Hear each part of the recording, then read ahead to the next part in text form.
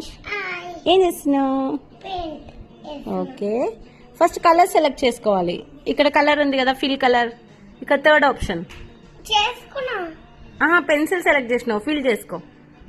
Pencil వద్దు, second option select చేసుకో. This one, ఇది దిస్ వన్ పక్కన.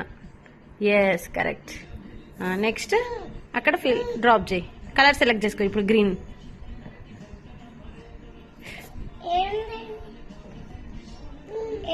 గ్రీన్ గ్రీన్ పక్కన పక్కన పక్కన పక్కన.